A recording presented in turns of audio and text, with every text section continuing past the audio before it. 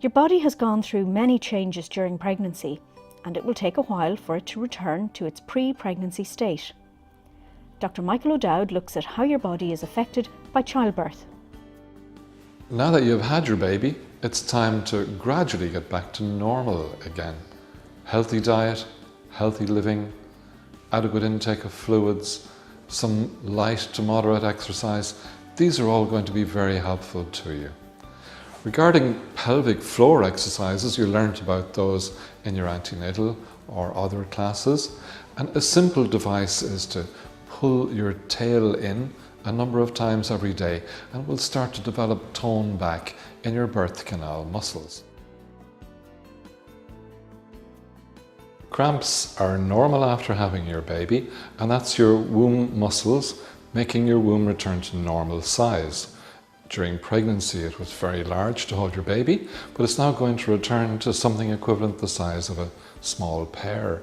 And to do that, there are contractions or cramps. During that process of cramping and your uterus getting smaller, for the first few days, of course, you're also shedding the lining of your womb. So there will be loss from there, initially a little bit bloody, but then changing in character. And as time goes by, that gradually diminishes. Baby has come out through your pelvic canal, and that area is designed for having babies, and it stretches, it's very elastic, it lets the baby come through. But of course, you may run into a few related problems. The stretching may result in some tears around the mouth of your birth canal, or you might have to have an episiotomy, a small cut to help to let the baby through. If you do have an episiotomy, you'll usually have an anaesthetic, a local anaesthetic, or you may already have an epidural in place, or a spinal. We put in as few stitches as possible so that they're not too uncomfortable. Usually they are a dissolving type of a stitch that will go away on its own. Mums worry about what happens about those stitches. Is there special care required? Actually, those stitches heal very well spontaneously, and you just have normal care of your perineum. Normal toilet care, normal shower or bathing care is all that's required. If you find the stitches are uncomfortable, causing you discomfort, a little pain, you may of course take normal pain relievers to help that. If there was an increasing amount of pain, you'd have to worry about infection and have the stitches checked. You may have some discomfort or problems with your bowel movement, and just be sure to drink plenty of fluid and to keep your roughage high, and roughage you'll get from fruit and vegetables in particular. And then there are high roughage diets that you can have, your breakfast cereals. You're likely to get some piles or hemorrhoids, and they're just little varicose veins. They will settle spontaneously. At the same time, if they're there, they can be a bit tender, and going to the toilet with bowel movement can be a bit of an issue.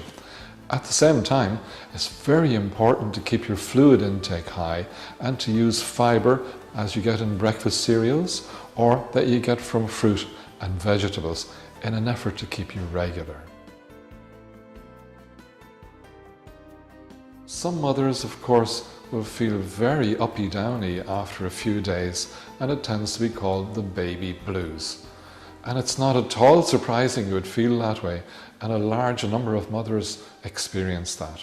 They may feel irritable or have bouts of crying and feel just totally overpowered by the situation.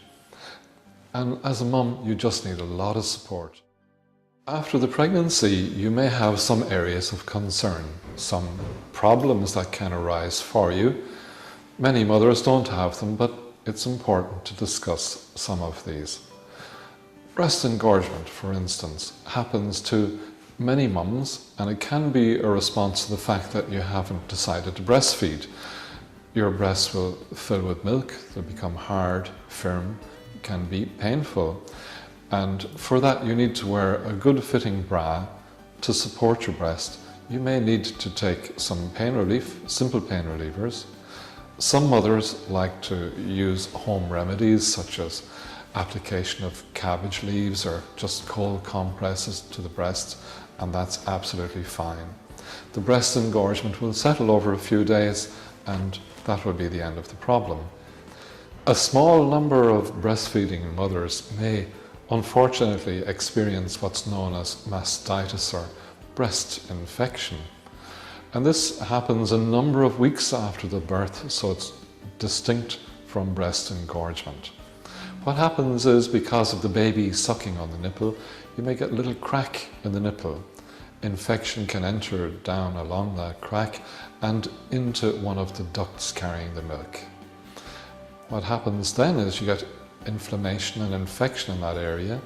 A small lump may appear, painful, and you start to develop a fever.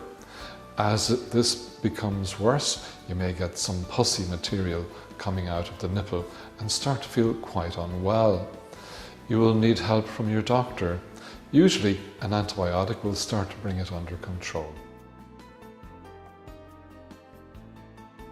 After a caesarean section, you have a wound in the lower part of your tummy, a sideways wound. This has stitches in it and is actually very strong. It will not burst on you. However, it's important to keep that wound clean and dry. Watch out for any signs of problems with it at a later time, such as bruising or infection. If there's going to be infection, you have some tenderness in the wound and maybe a red area and a little sticky loss from the wound, and it may need an antibiotic. General wound care is simple. Keep it clean and don't overly worry about it, because there is already a little plastic covering on the wound created by your body, and also your doctor probably put a plastic spray on it after the caesarean section. You will have pain relievers given to you, and they will help to relieve the discomfort. If you're getting up from lying down, or if you're going to have coughing, sneezing, do put your hands on your tummy to support your tummy, and that's a very nice thing to do. The wound will heal extremely well, and by the time you have your postnatal visit, it will look fantastic. The baby blues may affect a lot of women, and it happens within the first few days. However, some weeks later, mums can have a feeling of being isolated, anxious, not sleeping well, a little bit confused, cut off from the world, not coping. This could be elements of postnatal depression coming in. So if you feel you're being affected by postnatal depression, there's help there. Talk to your partner, see your doctor, look for self-help groups. If you experience any of these symptoms, seek help from your doctor. Don't try to tough it out on your own. Postnatal depression is a condition, not a weakness. Early diagnosis and treatment results in a speedier recovery. If you've had your baby in a hospital in Ireland, the HSE public health nurse will visit you shortly after you come home. They'll have been informed of the birth of your baby and will either call to your home or phone you to make an appointment. Public health nurses can offer support and advice for breastfeeding, for your baby's development, and for weaning onto solids. Your public health nurse is a good first point of contact for any concerns you may have about your baby. You'll need to register the birth of your baby no later than 3 months after their birth. Registration is a legal requirement in Ireland.